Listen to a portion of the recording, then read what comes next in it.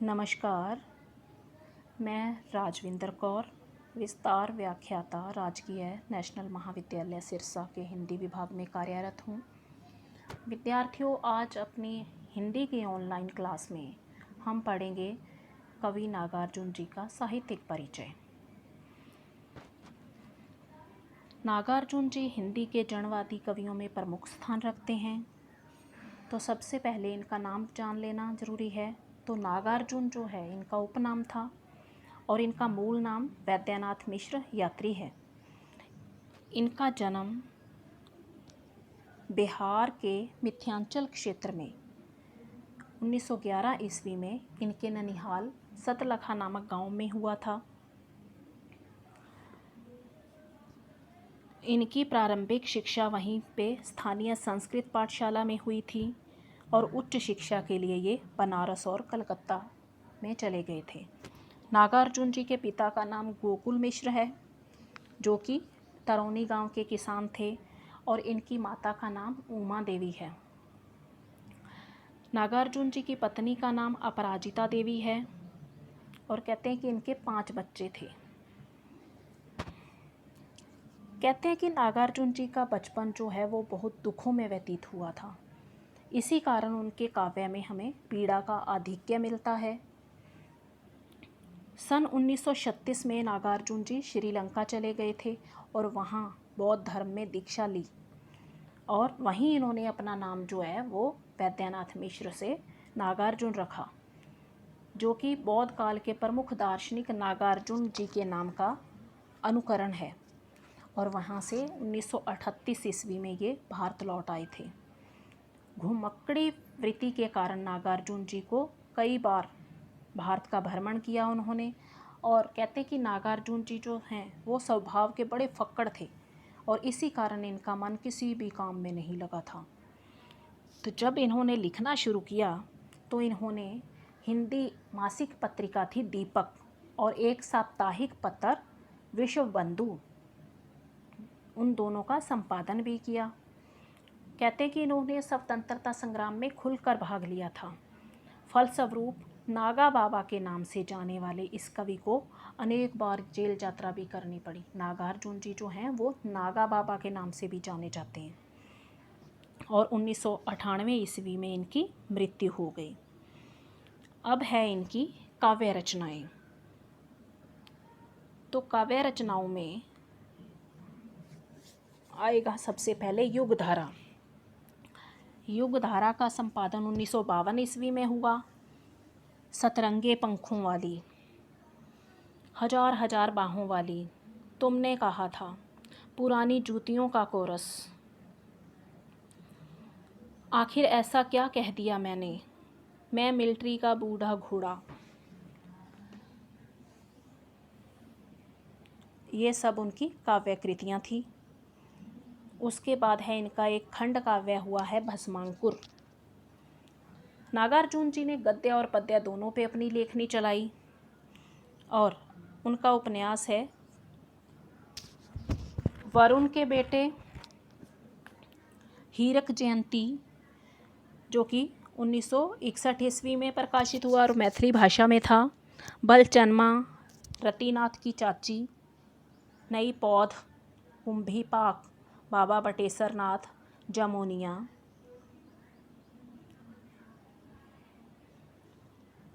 सरस्वतिया आदि। उसके बाद उन्होंने कहानी संग्रह जो लिखा है वो है आसमान में चंदा तैरे, और इनका एक निबंध संग्रह हुआ है अन्यहीनम क्रियाहीनम। इनका जो संपूर्ण कृतित्व है नागार्जुन जी का वो नागार्जुन रचनावली के 7 खंडों में प्रकाशित है और इनको अपनी रचनाओं के कारण बहुत सारे पुरस्कार और सम्मान मिले। जिस प्रकार सबसे पहले है हिंदी अकादमी दिल्ली का शिखर सम्मान मिला है, उत्तर प्रदेश का भारत भारती पुरस्कार मिला है, बिहार का राजेंद्र प्रसाद पुरस्कार मिला है, और उसके बाद जो है पत्रहीन नगन छाछ मैथिली काव्य रचना पर साहित्य अकादमी पुरस्कार मिला है। उसके बाद है इनकी साहित्यिक या काव्यगत विशेषताएं। नागार्जुन जी जो हैं वो लोक जीवन से गहरा सरोकार रखते थे। उन्होंने अपने साहित्य में भ्रष्टाचार, राजनीतिक स्वार्थ और समाज की पतनशील स्थितियों के प्रति विशेष तौर पर सजगता देते हुए अपनी रचनाओं में इसका वर्णन किया है। नागार्जुन जी ने धरती, जनता और श्रम के गीत गाए हैं। कहते हैं कि इनकी रचनाओं में विद्रोह के गीत गाए जाने के कारण इनको जो है विद्रोही कवि भी कहा गया है। इनकी रचनाओं की विशेषता में सबसे पहले है समाज में व्याप्त विषमता का चित्रण। तो नागार्जुन जी जो है वो भारतीय चेतना के समृद्ध संवाहक और राजनीति का उन्हें गहरा ज्ञान है। तो उन्होंने अपनी रचनाओं में समाज में व्याप्त बुराइयों, विषमता, जातिगत भेदभाव, जहाँ भ्रष्टाचार आदि का यथार्थ चित्रण किया है। उन्होंने अपने समय में आसपास में जो घटित हो रहा था उसी को देखा और उसी को अपनी रचनाओं में उसका अंकन कर दिया। उन्होंने अपने काव्य में गरीब, शोषित और पीड़ित जनता के दुख का और अभावों का मार्मिक चित्रण किया है। उनकी एक प्रसिद्ध कविता है अकाल और उसके बाद, और उसमें हमें ऐसी ही स्थिति का हृदयस्पर्शी चित्रण जो है वो देखने को मिलता है। वो कहते हैं अपनी कविता में, कई दिनों तक चूल्हा रोया, चक्की रही उदास, कई दिनों तक कानी कुतिया सोई उनके पास, कई दिनों तक लगी भीत पर छिपकलियों की गश्त, कई दिनों तक चूहों की भी हालत रही शिकस्त। तो इस प्रकार जो है उन्होंने अपनी रचनाओं में समाज में व्याप्त विषमता का चित्रण किया है। उसके बाद है जनवादी दृष्टिकोण। तो नागार्जुन जी की कविताएं जो हैं वो समाज के ठोस धरातल पर चलती हैं। उनकी कविताएं जो हैं वो कल्पना में विचरण नहीं करती। नागार्जुन जी जो वास्तव में उनके आँखों के सामने घटित हो रहा था उन्होंने वही अपनी रचनाओं में लिखा है।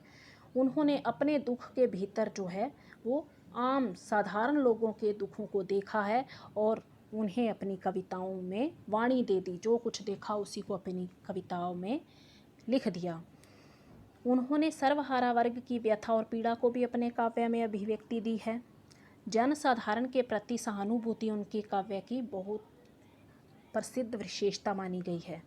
नागार्जुन जी जो हैं वो अभावग्रस्त लोगों के पक्षधर बन के सामने आए हैं, जिनको अपने जीवन में अपने कोई कमी दिखाई दी, उन्हीं का स्वर बनकर उन्होंने अपनी कविताओं में उसका वर्णन कर दिया। यही कारण है कि उन्होंने अपनी कविताओं में नगर और गांव की गरीब जनता का समान रूप से चित्रण किया है। उन्होंने जो भी बड़े बड़े नगरों की गरीब जनता और गांवों की जनता उनका समान चित्रण किया है, उनके दुखों का वर्णन किया है। उनकी कविताएं हैं एक सच न बोलना और राम राज्य, उनकी ऐसी ही कविताएं हैं। उसके बाद है शोषकों के प्रति घृणा। तो नागार्जुन जी जो हैं वो प्रगतिवादी कवि थे। उन्होंने अपने काव्य में यहाँ पे अभावग्रस्त लोगों के प्रति सहानुभूति का चित्रण किया है, वहीं शोषकों के प्रति घृणा भाव को भी व्यक्त किया है। उन्होंने पूंजीपतियों और राजनीतिज्ञों पर गहरा व्यंग्य किया है। वे समुच्ची पूंजीवादी व्यवस्था को समाप्त करके समाजवादी व्यवस्था को स्थापित करना चाहते थे। इसलिए उनके काव्य में जहाँ एक और पूंजीपतियों के प्रति आक्रोश प्रकट हुआ है, वहीं दूसरी ओर शोषितों के प्रति, जो दबे कुचले वर्ग थे, पीड़ित जनता थी, उनके प्रति उनके दिल में सहानुभूति की भावना भी दिखाई देती है। उसके बाद है विद्रोह और क्रांति का स्वर। तो उनके काव्य में जो है उस व्यवस्था के प्रति, उस समय जो समाज में घटित हो रहा था, उस व्यवस्था को नागार्जुन जी बिल्कुल भी पसंद नहीं करते थे। उनके मन में उस व्यवस्था के प्रति विद्रोह की भावना थी, जो जनता का शोषण करती है और शोषण को बढ़ावा देती है। ऐसी शासन व्यवस्था के वो विरोधी थे। उन्होंने वर्तमान शासन व्यवस्था से असंतुष्टि प्रकट करते हुए, उसका घोर विरोध करते हुए वो चाहते थे कि ऐसी व्यवस्था को बदल के रख देना चाहिए। इसी कारण उनके काव्य में कुछ स्थानों पर हमें विद्रोह और क्रांति का स्वर गूंजता हुआ सुनाई पड़ता है। वर्तमान समाज में व्यापक धोखाधड़ी, भ्रष्टाचार, पाखंड, भाई भतीजावाद आदि से वो घृणा करते थे।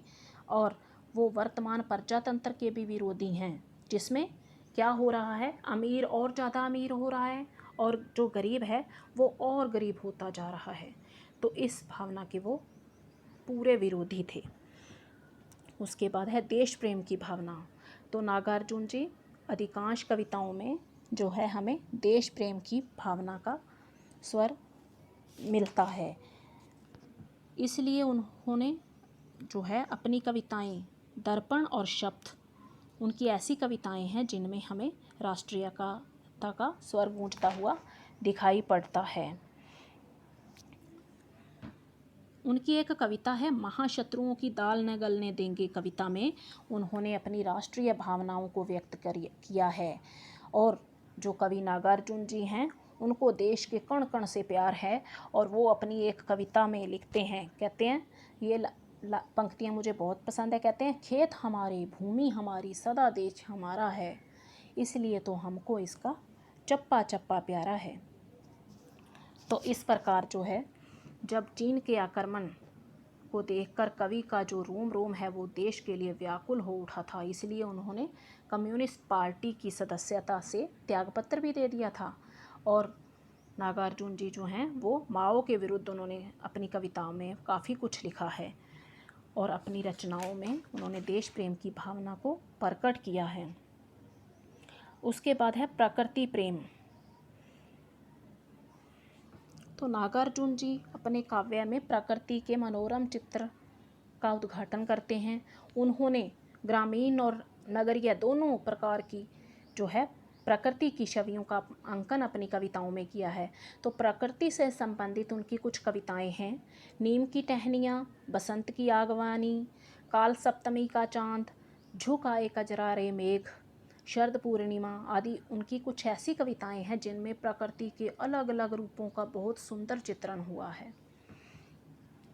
एक और कविता है नागार्जुन जी की, कविता है बादल को झुकते देखा है, जिसमें उन्होंने वर्षा काल के समय पर्वतीय क्षेत्र की जो प्रकृति होती है उसका सुंदर चित्रण जो है वो किया है, क्योंकि वर्षा काल में पर्वतीय क्षेत्र की प्रकृति का वर्णन जो है वो देखते ही बनता है। इसी प्रकार उन्होंने अपनी रचनाओं में नारी के प्रति प्रगतिशील दृष्टिकोण को अपनाया है। उन्होंने जो है शोषित, दलित और पीड़ित नारी की समस्याओं को उठाकर नारी को एक नई दृष्टि प्रदान की है।